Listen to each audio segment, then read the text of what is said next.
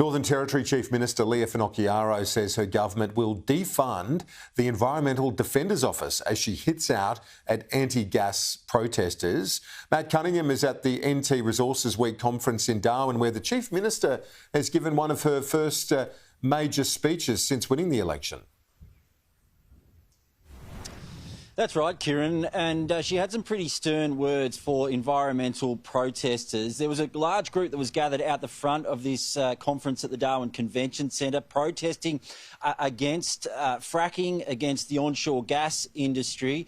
Well, Leah Finocchiaro, she was having no bar of that. She said in her speech that she would defund the Environmental Defenders Office. You'll remember earlier this year that lawyers from the EDO in a federal court judgment were accused of distorting and manipulating the views of Tiwi Islanders as they tried to fight a gas pipeline off the north coast of Darwin that was being built by Santos. Leah Finocchiaro, during that speech, she made it clear that her new government was going to be pro-business, was going to be about getting things done, and she had those stern words as well for those protesters who were outside.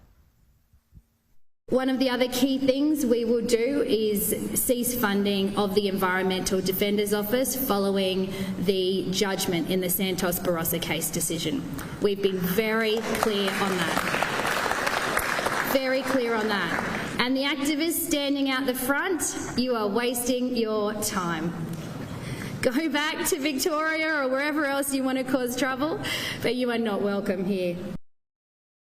You would have heard, Kieran, a warm round of applause for the Chief Minister when she made those comments about defunding the Environmental Defenders Office. It has been a hot topic here in the Northern Territory, as has the development of gas in the Beetaloo Basin. Now, we know that at the weekend, the Federal Environment Minister, Tanya Plibersek, announced a further review of onshore gas fracking in the Beetaloo Basin, specifically when it comes to water. She's asked an independent panel of scientists to review the impact of fracking in the Beetaloo on water resources. I spoke to Susan McDonald just before this conference began. She, of course, is the Opposition Resources spokesperson.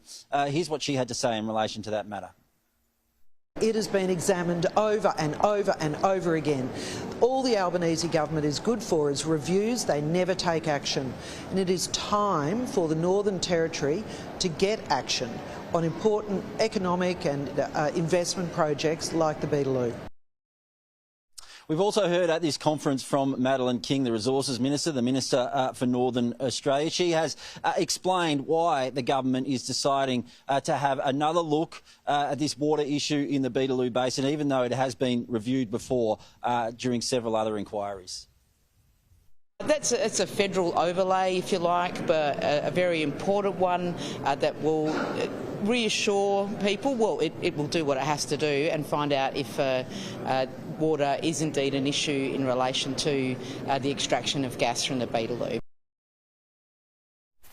And just in some breaking news on the same issue, Kieran, I can tell you that Tamboran Resources, another company that's fracking for gas in the Beetaloo Basin, has just won a case in the Supreme Court, a challenge that had been made to its onshore gas development projects on the basis of climate change. It had been run by some of those environmental lawyers, but the Supreme Court this morning has ruled in Tamboran Resources' favour. Both Tamboran and Empire Energy, the two main players in the Beetaloo Basin, are hoping to produce their first gas by sometime next year.